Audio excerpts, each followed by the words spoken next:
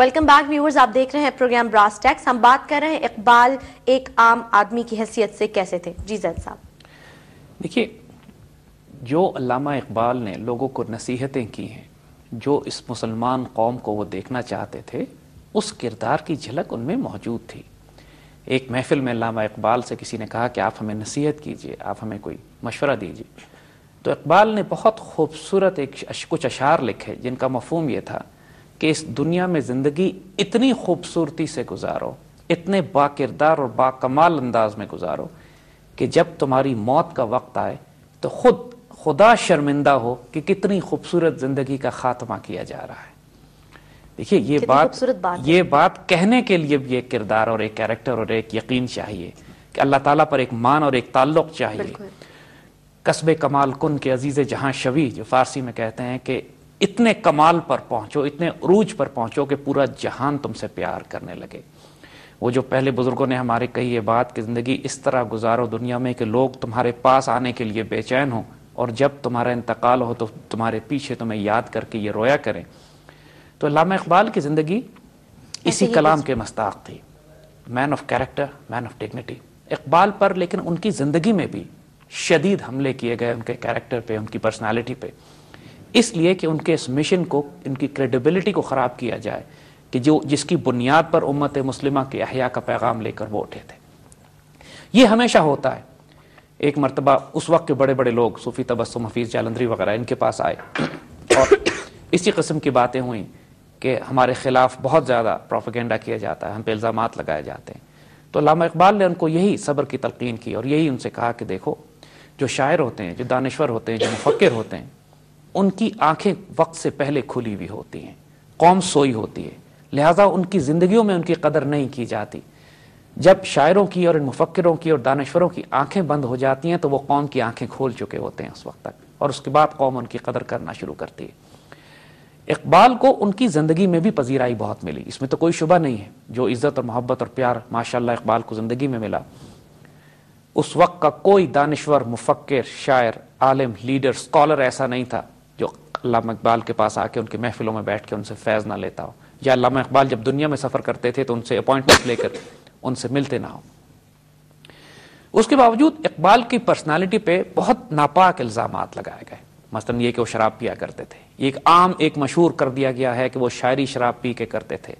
سختی سے اس بات کو ہم آج ریجیکٹ کر دیتے ہیں، واضح کر دیں کہ یہ کمپلیٹ پروپیگنڈا، جھوٹ اور ایک بہتان تھا علامہ اقبال کے وجود کے اوپر. کبھی انہوں نے اس ناپاک چیز کو ہاتھ نہیں لگایا. کئی مثالیں ہیں ان کی زندگی کی، کئی مثالیں ان کی. ایک مرتبہ ڈاکٹر نے علاج کے لیے تجویز کیا کہ آپ کو بہت شدید تکلیف ہے تو آپ تھوڑی سی برانڈی پی لیا کیجیے تاکہ آپ کو تکلیف میں کمی ہو جائے. تو انہوں نے کہا کہ جس ناپاک چیز کو میں نے یورپ میں کبھی ہاتھ نہیں لگایا، آج میں اپنے علاج کے لیے اس کو کیسے استعمال کر سکتا ہوں. اسی طرح آخری وقت میں ان کو ڈاکٹر تکلیف کی شدت تھی تو مورفین کا انجیکشن دیا کرتے تھے. تو آخر میں مورفین کا انجیکشن لینے سے انکار کر دیا کہ جب لوگوں نے کہا کہ آس پاس کے دوستوں نے کہ یہ تو انجیکشن ہے، اس سے تو دوا درد میں کمی ہو جائے گی، کہنے لگے تمہیں نہیں معلوم اس کے اندر افیون ہوتی ہے اور میں اللہ کے حضور کسی ایسی حالت میں نہیں پہنچنا چاہتا کہ میرے وجود میں کوئی نشہ آور چیز موجود ہو. ان کے پاس ایسے بھی لوگ آئے کہ جو ان کی محفل میں بیٹھے اور اپنی جیب سے انہوں نے شراب کی بوتل نکالی اور پینے کی کوشش کی اور اقبال جلال میں آ گئے اور ان کو وہاں سے اٹھا کے انہوں نے پرے کر دیے. تو اس معاملے پہ ایک یہ الزامات ان پہ بہت لگائے گئے. دوسرا، سر کا خطاب جب ان کو ملا، یعنی وہ 1922-23 وغیرہ میں علامہ اقبال کو سر کا خطاب دیا گیا، بڑے لوگوں نے الزام لگائے، بڑے ان کے خلاف لکھا گیا اس وقت کہ دیکھیے یہ تو مسلمانوں کو آزادی اور مسلمانوں کو غیرت اور عزت اور ڈگنیٹی کا پیغام دیتے ہیں، خود انگریزوں سے سر کا خطاب لے لیا. تو لاہور میں ان کے کچھ دوستوں نے ایک اعزاز یا ایک کھانے کی ایک دعوت کی علامہ اقبال کے حق میں.